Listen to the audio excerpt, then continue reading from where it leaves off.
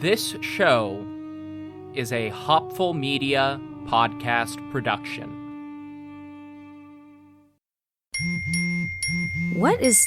Dax, are you? Tracking all our cars on Carvana Value Tracker on all our devices? Yes, Kristen, yes I am. Well, I've been looking for my phone for... In Dax's domain, we see all. So we always know what our cars are worth. All of them? All of them. Value surge, trucks up 3.9%. That's a great offer. I know.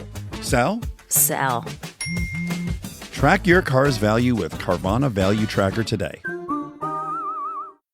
Hey, History of Persia fans. Before Persia, another civilization controlled the Middle East. The very first civilization, the inventors of writing itself. From the clay tablets of ancient Mesopotamia come the oldest stories. The history and myth of the first Mesopotamians is the subject of the Oldest Stories podcast online at oldeststories.net. If you like ancient history, come check out the Oldest Stories after you listen to this episode.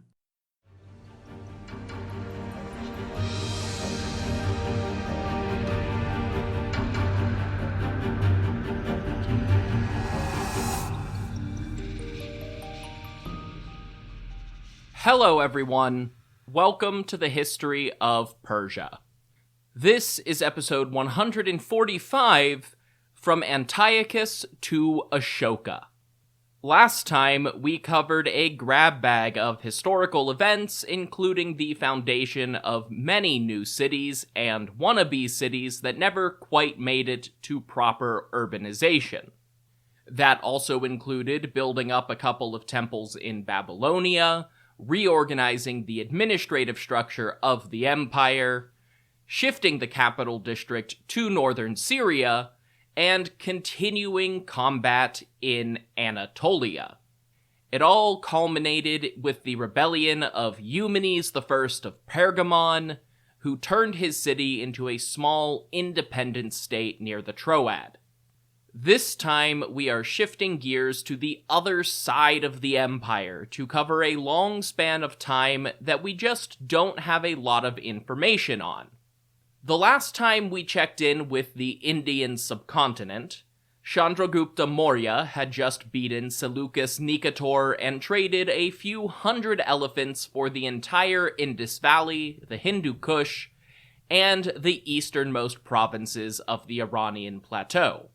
Chandragupta went on to conquer vast swaths of central India, carefully focusing on the urbanized river valleys and rival kingdoms, while leaving the more tribal peoples of the mountains and forests for his descendants to deal with. In between conquests, Chandragupta would return to his capital city on the eastern Ganges, Pataliputra, and help his prime minister Chanakya manage their growing imperial state. Part of running a vast and powerful empire was, of course, meeting with ambassadors from your neighbors to address issues like trade, border disputes, and so on. Most of the ambassadors visiting Pataliputra would have come from the increasingly tiny kingdoms and oligarchies around the northern and southern parts of the Indian subcontinent. However, at least one came from the west, an ambassador from the recently defeated Greeks ruled by King Seleucus. This episode is partly going to be a stealth Meet the Neighbors episode to get caught up on Indian history while we're here, largely because we don't have a ton of information about what these ambassadors were doing. All of them wrote about their time in India, but later generations were understandably more interested in their descriptions of far-off alien culture, rather than the minutiae of day-to-day diplomacy. However, I think it's worth noting that one of the reasons we don't hear much about the Eastern Seleucid Empire after the First War with Chandragupta is because these ambassadors were good at their jobs. There were no further wars between the Seleucids and the Maurya. Instead, the efforts of these envoys created a stable and prosperous economic and cultural exchange for both sides in the first few generations, after Seleucus and Chandragupta built their kingdoms. The first Seleucid ambassador to their eastern neighbor was Megasthenes. We know relatively little about Megasthenes as a person.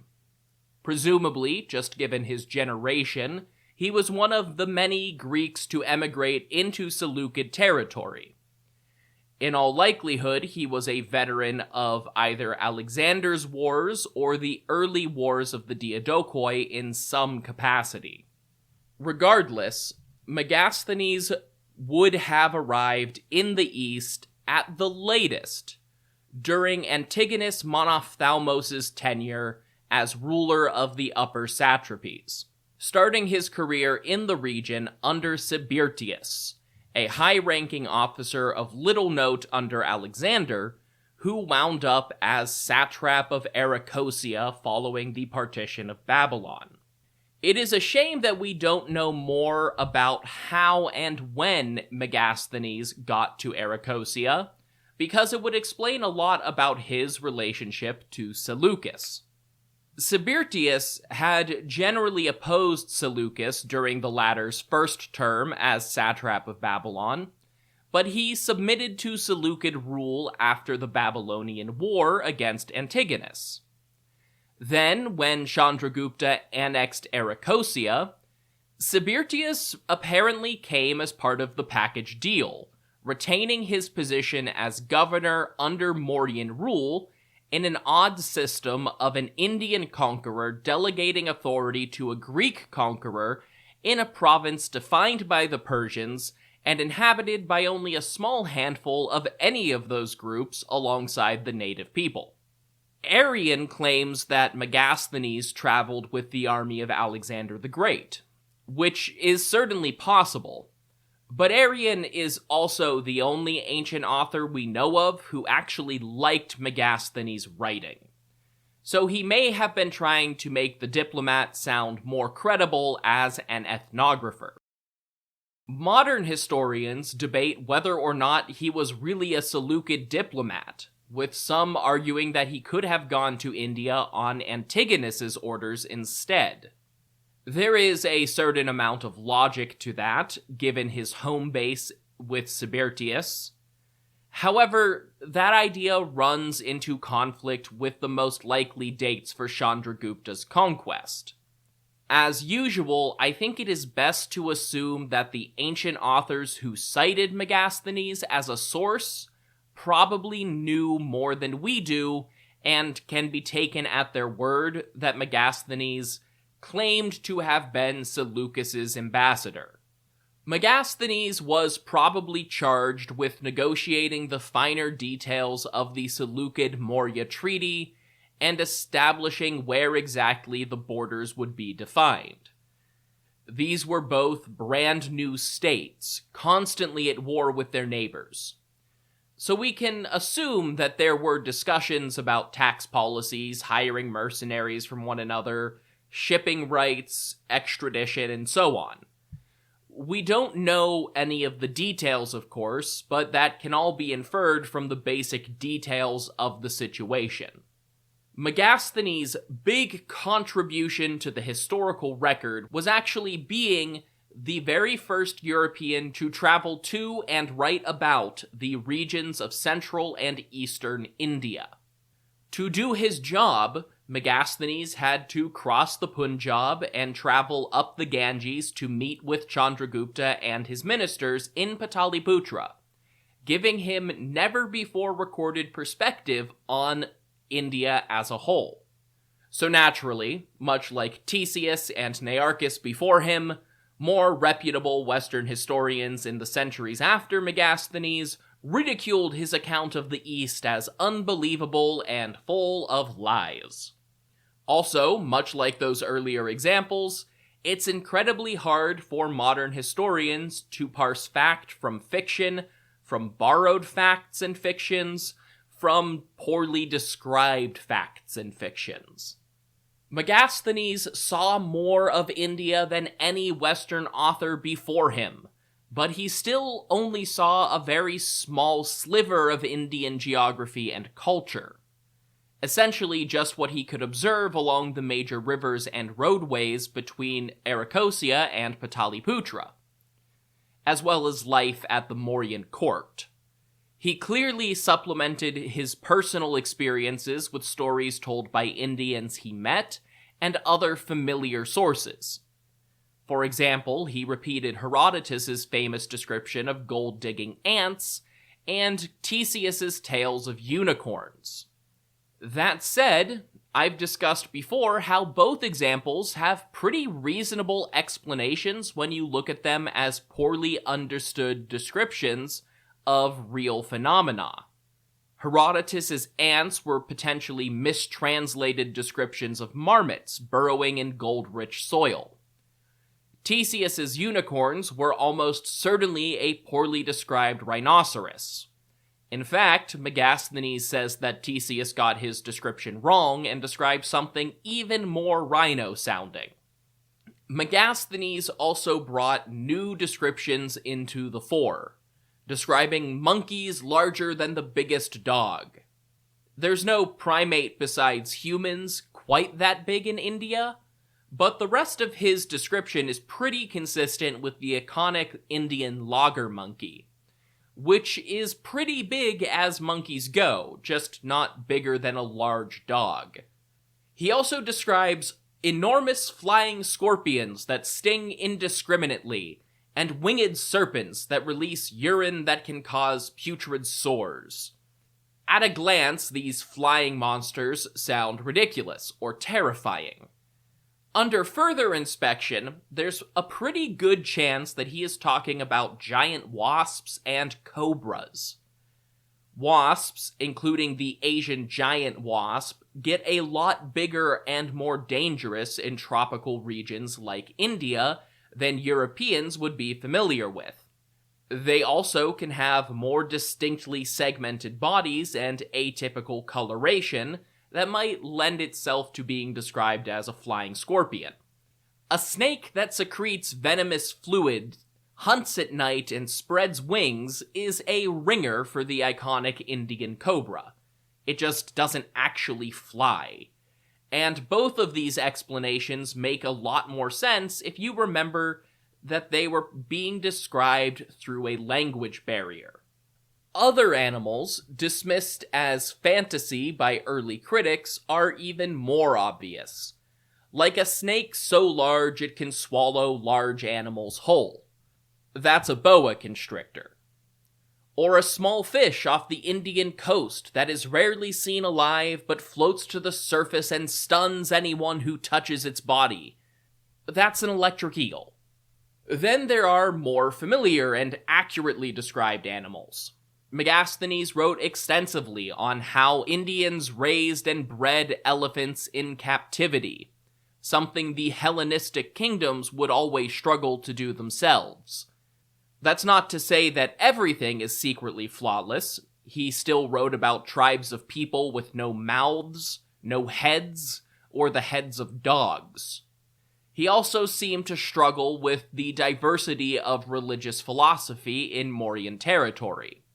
Megasthenes provided the first detailed descriptions of Indian religious and philosophical beliefs to the West, but they are a hodgepodge of Vedic, Buddhist, Jain, and other beliefs all rolled together and presented as if they were universal. That said, together with his attempts to reconcile Indian myths and legends with the Greeks' own mythology, these early descriptions of Indian beliefs would go on to form some of Megasthenes' lasting legacy. Between directly writing about Indian philosophy for a Western audience and negotiating the basic terms of Seleucid-Maurya relations, our first ambassador set the stage for several centuries of religious and philosophical cross-pollination on either side of the Hindu Kush. That said, things like Buddhist influence on Neoplatonist philosophy and the Dionysian mysteries will have to wait for another day. Today, we are playing catch-up, which means we need to move past Chandragupta's time and on to his successor, Bindusara Amitragata. Bindusara the Slayer of Enemies. Chandragupta probably died in the mid-290s BC, passing the throne to a man who was probably his son, possibly adopted or stepson. At least one poem identifies Bindusara as the son of the Nanda kings, so it's possible that Chandragupta adopted him or married his mother after conquering Magadha. It's also possible, very likely even, that Bindusara was the biological son of Chandragupta and a Nanda princess.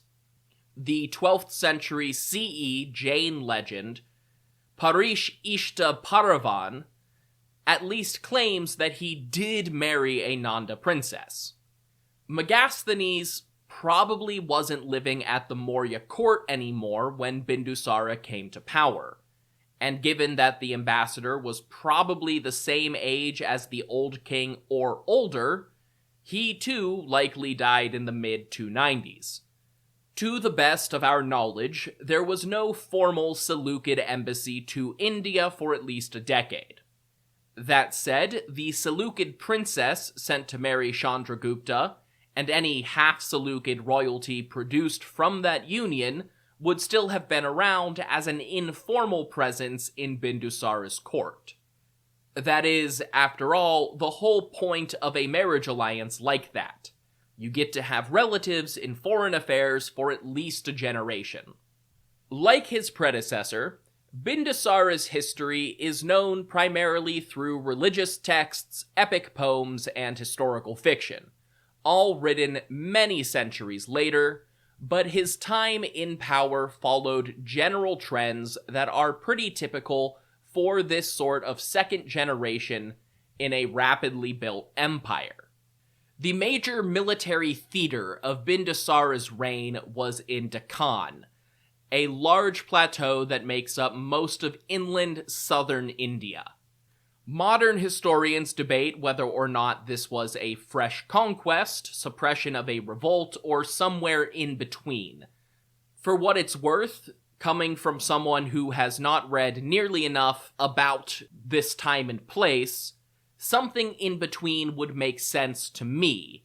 Maybe a bit like the difference between the Persian conquest of Egypt under Cambyses and Darius the Great defeating the Behistun rebels in Egypt, immediately after the conquest.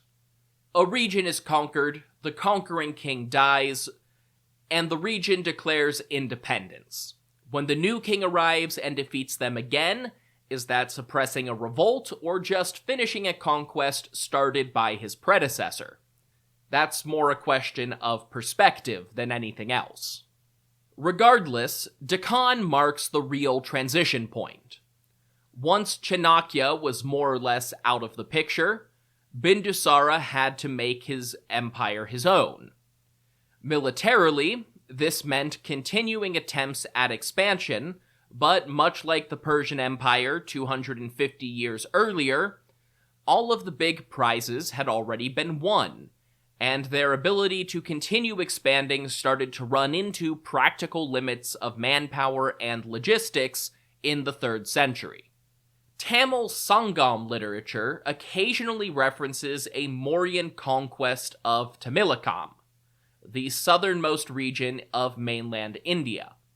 However, no source, neither Tamil nor northern nor foreign, actually describes this, and there isn't much physical or literary evidence to back it up. At the same time, the Tamil kingdoms of the south would have been the logical next step for Bindusara to expand the empire. They were the next urbanizing and wealthy region in the direction that he was already expanding. What we do know is that Bindusara's successors had good relations with their southern neighbors, and there are at least references to something happening. So one theory that makes a lot of sense, especially approaching this with comparisons to the Achaemenids in mind, is that the 2nd generation king attacked his smaller, wealthy neighbors, but they put up more of a fight than conquest was really worth. Instead, the powerful empire settled for cultural and political hegemony through limited intervention and economic influence. In today's case, it's the Maurya exerting de facto control over most of Tamilakam, but it's pretty easy to compare with the Achaemenids in Greece.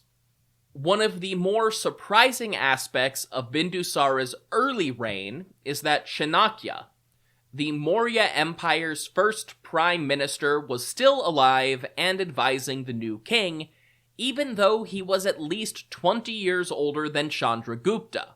That said, Chandragupta Maurya appears to have been fairly young, likely in his 50s when he died.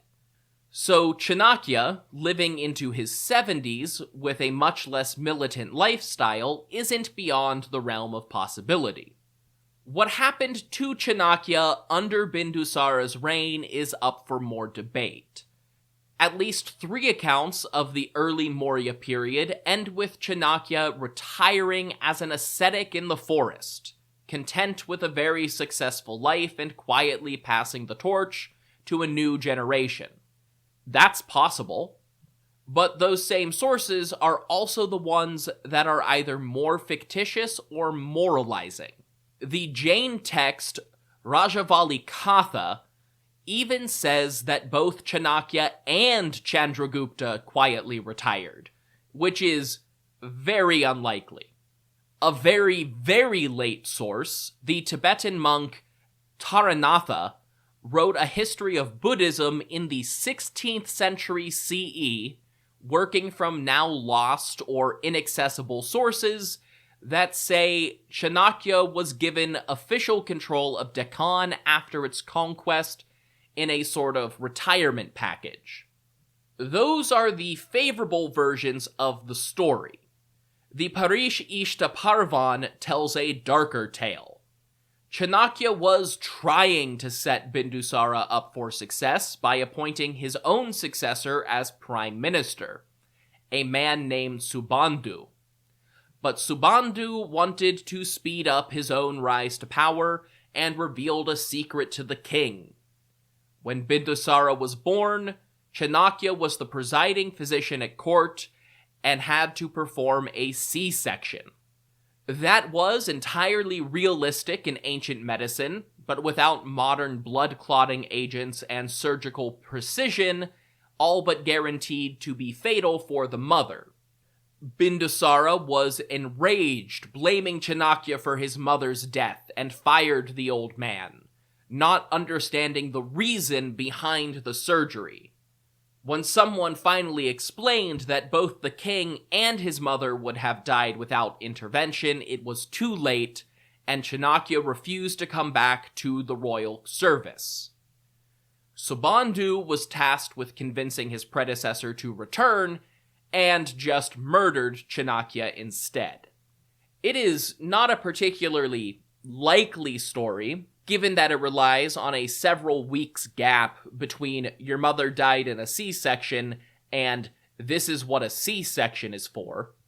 The Parish Ishta Parvan is also a Jain source, and Bindusara's reign saw the decline of Jain influence on the royal court in favor of stronger ties with Buddhism. So Jain chroniclers had every reason to paint him in a negative light. However, it does tie into one of the other themes of Bindusara's reign: increasingly corrupt ministers and subordinates. Chanakya and Chandragupta had built a gargantuan administrative state that allowed their new empire to expand rapidly and compete with the well-established powers of the West. However, that left a lot of opportunity for petty and corrupt governors and ministers to flourish. The most notable example came in Taxila, the great academic center and capital city of the Indus Valley. Later in Bindusara's reign, Taxila rebelled, and Bindusara dispatched his son Ashoka to besiege the city. Supposedly, he was sent there without an army until the gods themselves intervened. But I think we can probably ignore that detail for history's sake, both because metaphysical intervention isn't really something we can deal with, and because no matter how much he disliked his son, I don't think Bindusara would have sent Ashoka to retake a rebel city without soldiers.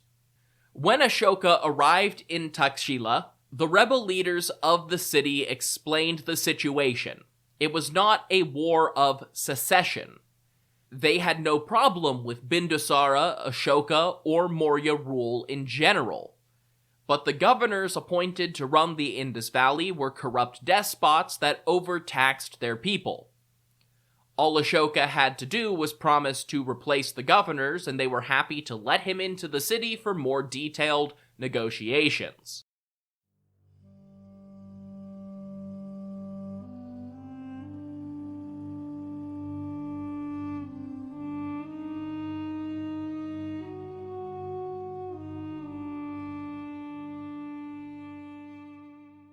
Knowing multiple languages can open new doors. Whether that's making travel easier, creating new career opportunities, or just a desire to learn, language learning is its own gate of all nations. Rosetta Stone makes it easier and more immersive than ever. They provide the leading language learning program for desktop and mobile to fully immerse you in your chosen language with a more natural and effective learning experience. I've mentioned this before, but the True Accent speech recognition tool is a very cool feature if you've gotten a little too used to the surprisingly limited set of sounds we use in English. Rosetta Stone is the trusted language expert with 30 years of experience and millions of users for the 25 languages they offer, including Spanish, French, Arabic, Persian, and many others. Their intuitive learning process helps you think and speak with confidence, and it's designed for long-term retention. With both a desktop option and a mobile app, you can take language learning on the go and practice whether you have 5 minutes or an hour.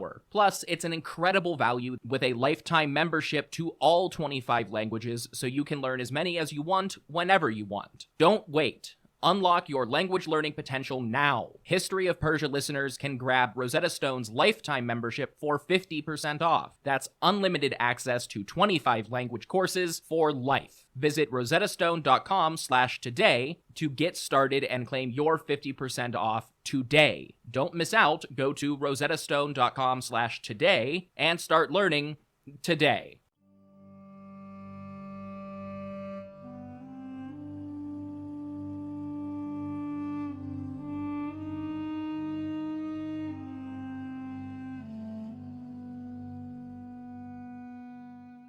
When Antiochus Soter became king of the Seleucid Empire, he was a bit too busy to establish formal relations with his eastern neighbor, as we have discussed in most of our recent episodes. The early 270s were just far too chaotic to worry about something like that. However, in the brief lull between the outburst of rebellion in 281 and the Galatian War, Antiochus did find time to engage with Indian relations. He sent Deimachus of Plataea, a Greek emigrant who had likely fled to the Seleucid court during one of the Antigonid Wars in Europe. Like Megasthenes, Deimachus wrote about his time in the East and published several books for Greek audiences, but they were not well received and have not survived.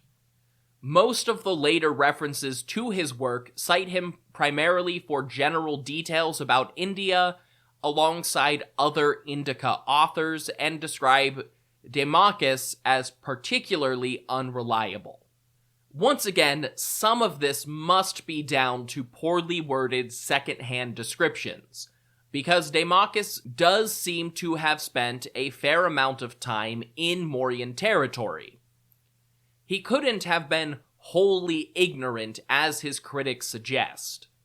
Yet he too fell into the trap of playing up the fantastical elements of far-off places and uncritically reporting old myths. As a result, most of his works are lost.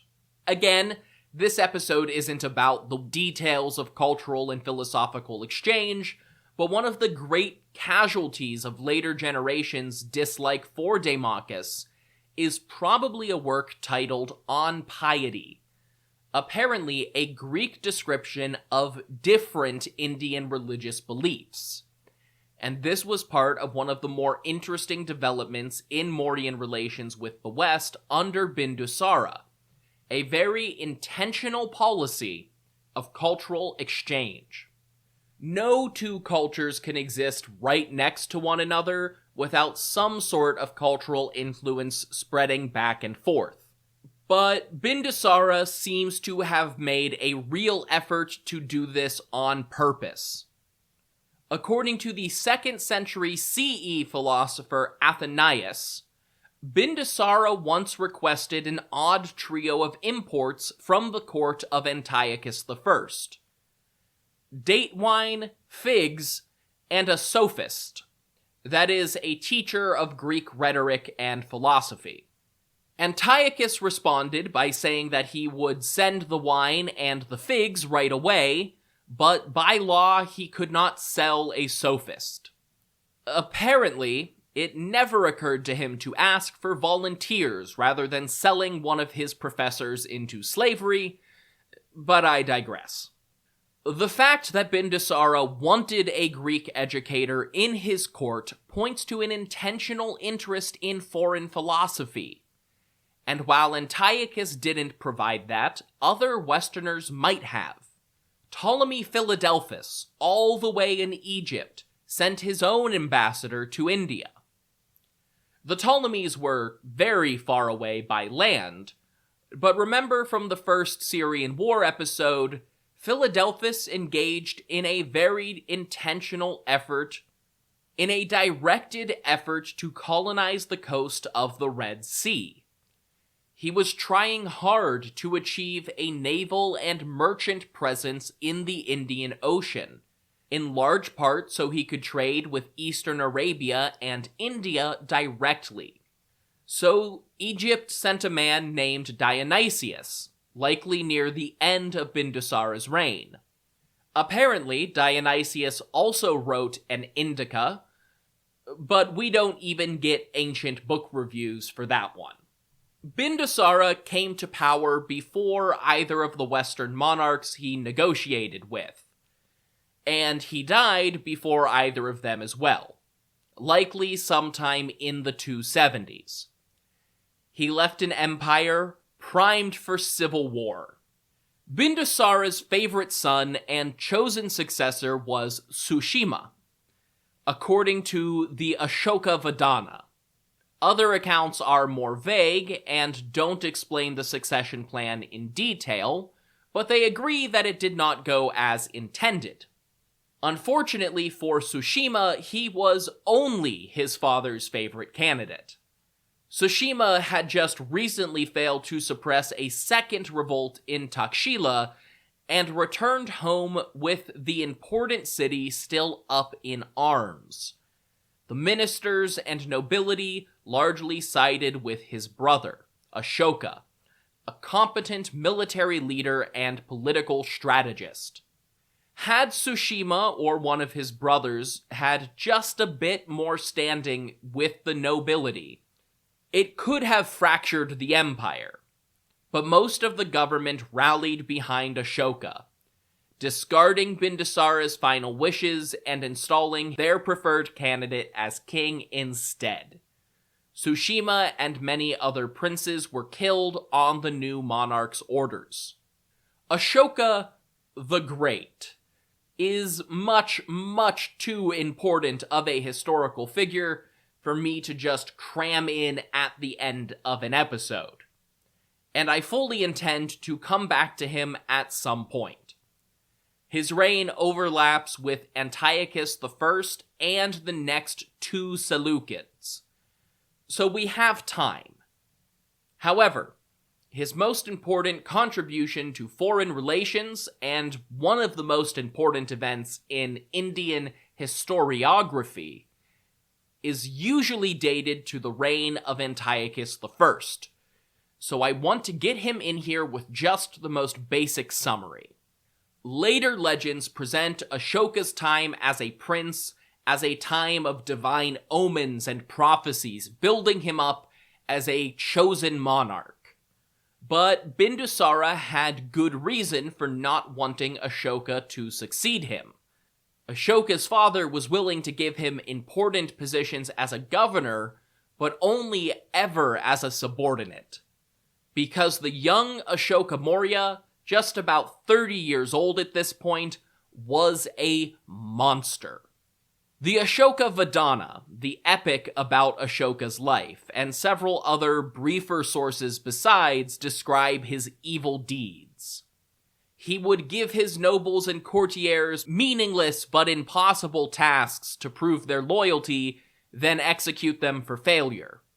He was a big fan of rape, torture, and mass murder, at one point being accused of executing 500 of his own concubines. Most consistently across several sources, he constructed a fortress outside of Pataliputra. It was decorated as a palace with beautiful gardens, luxurious baths, and rich decorations, but its true purpose was a prison, overseen by a jailer named Girika, Ashoka's head executioner and master of torture. The place was called Ashoka's Naraka, Ashoka's Hell. These stories are almost certainly exaggerated. Some of them are probably entirely fictional, but they have some roots in the reality of Ashoka's Kalinga War, which overlapped with the later years of Antiochus I's reign. Kalinga was a forested kingdom on the Bay of Bengal, and the only major state in the north to have resisted Mauryan conquest. In Ashoka's own propaganda, he claims that 100,000 men and animals were killed in battle. That many more died outside of combat, either in massacre or from disease, and that 150,000 men and animals were captured and taken back to Pataliputra as slaves and loot. These claims may be exaggerated as well. They don't appear in the inscriptions aimed at the Kalinga people themselves, although that easily could be interpreted as not trying to rub salt in the open wound. The important part is that the Kalinga War went down in history for its incredible brutality. Brutality that Ashoka went on to regret. The process may have begun before the Kalinga War, but near its end, something happened. Every different source tells a different version, but Ashoka had a life-changing encounter with a Buddhist missionary. The Maurya had always been vaguely supportive of Buddhism, and formed close relationships with the movement, but up to this point they had not formally given up the Vedic Brahmanic beliefs that formed a basis for their authority. Ashoka reckoned with his cruelty and came out of the Kalinga War with all the zeal of a fresh convert. He tore down Ashoka's hell, executed his own executioner, and expressly made his regrets known in official propaganda. He poured money into Buddhist stupas and temples, organized the Third Buddhist Council to solidify Buddhist orthodoxy, and formed very close relations with the Buddhist kingdom of Sri Lanka. To be perfectly clear, he still had violent tendencies, particularly directed against Buddhist heretics and Jains after his conversion. But it wasn't to nearly the same scale or as indiscriminate, according to the Ashoka Vedana. He also sent out missionaries, both to the fringes of his territory and beyond, with a mission to spread Buddhism far and wide. Several were sent to the Seleucids and former Seleucid territories in Iran. These missionaries also included the first known efforts to establish relations in Southeast Asia, in the modern regions of Myanmar and Thailand. And to celebrate all of this, Ashoka commissioned his 14 rock edicts, large stelae scattered around the empire. They were inscribed with the Gandharan script, apparently derived from Achaemenid Imperial Aramaic at some point in the preceding 300 years. And in the Western territories, these inscriptions were multilingual. They featured Greek and Aramaic translations to be read by locals. In it, Ashoka claimed that the Dharma, righteous moral order in Indian religions similar to Zoroastrian Asha, had conquered the lands of the Greek kings. This wasn't a military conquest, but a declaration that he was sending out Buddhist missionaries to convert the West. This did not work in the long run, but it began the process of spreading Buddhist thought into Western philosophy. It also suggests that Ashoka wanted to establish far-reaching diplomatic ties. He names Antiochus, Ptolemy, and Antigonus, our recurring big three, but also Magus of Cyrene, and Alexander II of Epirus. Ashoka wanted all of the Western powers, big and middling, to hear the good words of the Buddha. This is both the first sign of contact between Buddhists and Europeans, and the first suggestion of diplomatic ties between Indian and European powers. The Rock Edicts, although they probably were not the first written works in Iron Age India, are the oldest surviving example. It will take time before the full ramifications of this contact really develop in our narrative. Centuries, really.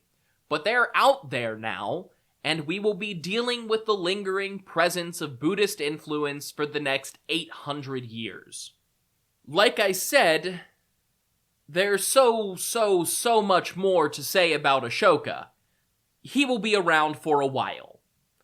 Antiochus I, on the other hand, died right around the same time his eastern neighbor found religion.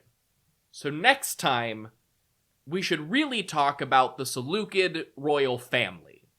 Until then, if you want more information about this podcast, you can go to hopfulmedia.com. That's where you'll find things like my bibliography, episode imagery, and additional resources. If you want to hear more of my voice, you can listen to America Secret Wars, where I tell my friends and guests the story of forgotten and overlooked conflicts in American history. And if you want to support my projects, you can go to hopfulmedia.com.co to donate, buy merch, or subscribe to get access to ad-free listening and bonus content. If you don't want to spend money on me, that's absolutely fine. The best ways to support a project like this are to share on social media or leave reviews on your podcast app of choice. So review on Apple, rate on Spotify, and you can find me on Blue Sky at History of Persia and on Instagram at History of Persia Podcast. Until next time, thank you all so much for listening to The History of Persia.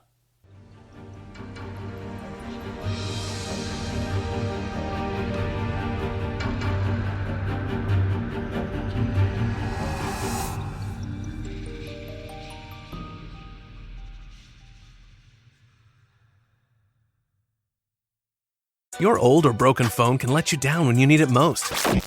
Perfect. But at Verizon, trade in any old phone from our top brands and get the most for it, up to $2,000 in value, for an amazing new iPhone 16 Pro with Apple Intelligence and a new line on My Plan, and iPad and Apple Watch Series 10. That's like a 3-for-1. And you can get it on any plan. At Verizon, trade in your old phone for a brand new iPhone 16 Pro, iPad, and Apple Watch. The other guys won't give you that. Visit Verizon.com today. Additional terms apply. Service plan required for Apple Watch and iPad. Up to $2,000 value based on iPhone, iPad, and Apple Watch. Hey, History of Persia fans. Before Persia, another civilization controlled the Middle East, the very first civilization, the inventors of writing itself. From the clay tablets of ancient Mesopotamia come the oldest stories. The history and myth of the first Mesopotamians is the subject of the Oldest Stories podcast online at oldeststories.net. If you like ancient history, come check out the oldest stories after you listen to this episode.